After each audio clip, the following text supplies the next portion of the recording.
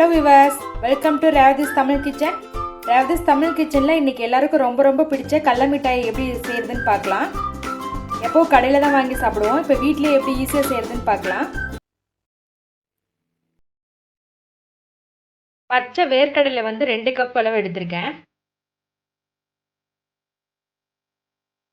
இது வறுத்த வேர்க்கடலை இல்லை, பச்சை வேர்க்கடலை. பச்சையாகவே கடையில் கிடைக்கும்.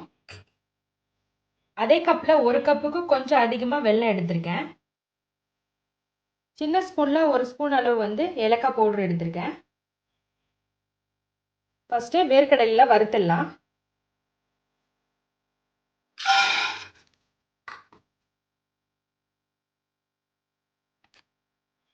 ரொம்ப வறுக்க வேணாம், லைட்டாக வறுத்தா போதும். இந்த தோல் வெடிக்கிற சவுண்டு வரும், அந்த ஸ்டேஜில் எடுத்துடலாம்.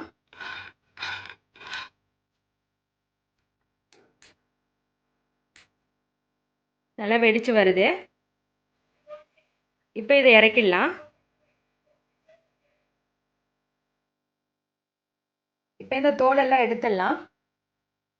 லைட்டாக ஆறின பிறகு 2 கையில வச்சு இது தேய்ச்சமாவே தோலெல்லாம் வந்துடும்.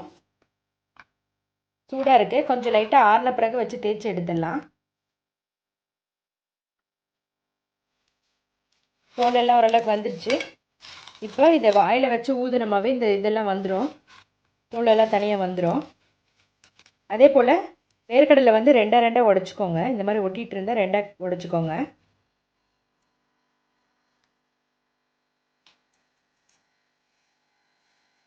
தோலெல்லாம் எடுத்துட்டேன். இப்போ அடுத்ததாக வெள்ளை பாவு காய்ச்சிடலாம். ஒரு பாத்திரத்தில் வெள்ளை போட்டுக்கோங்க. இதில் இந்த வெள்ளை மூழ்கிற அளவுக்கு மட்டும் தண்ணி ஊற்றிக்கலாம், ரொம்ப வேணாம். நல்லா கொதிச்சு வரட்டும்.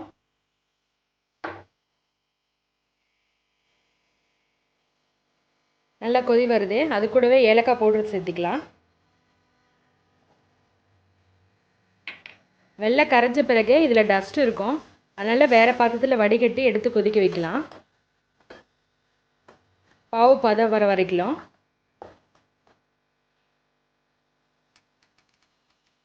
வடிகட்டி மாற்றிட்டேன். பாவு நல்லா கொதிச்சிருச்சு. இப்போ பதம் செக் பண்ணலாம். ஒரு பிளேட்டில் தண்ணி எடுத்துக்கோங்க.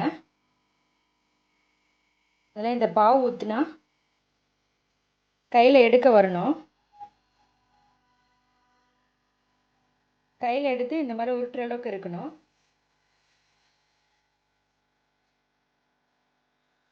இப்போ பாவு பதம் கரெக்டாக இருக்குது. இதை இறக்கிடலாம்.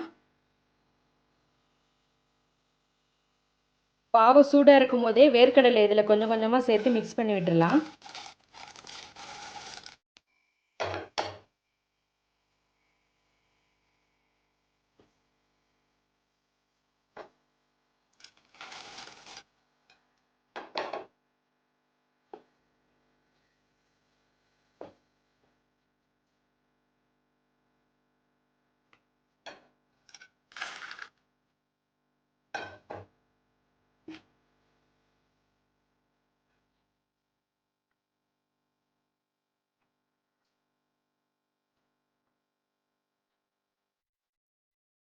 நல்லா மிக்ஸ் பண்ணி விட்டுட்டேன்.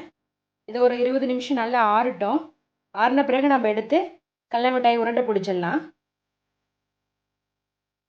கடல மிட்டாய் ஓரளவுக்கு ஆறிடுச்சு. ரொம்ப ஆறிட்டா இறுகிடும், நம்மளால உருண்டை பிடிக்க வராது. லைட்டாக சூடாக இருக்கும் போதே நம்ம உருண்டை பிடிச்சிடலாம். இப்போ எந்த சைஸ் வேணுமோ அந்த சைஸ் எடுத்துக்கலாம். கையில் தண்ணி நினச்சிக்கோங்க.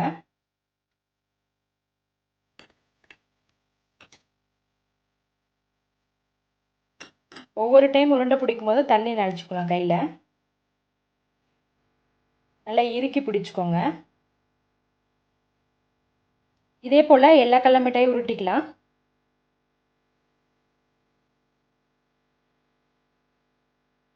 ரொம்ப டேஸ்டான கடல உருண்டை ரொம்ப ஈஸியாக பண்ணிட்டோம்.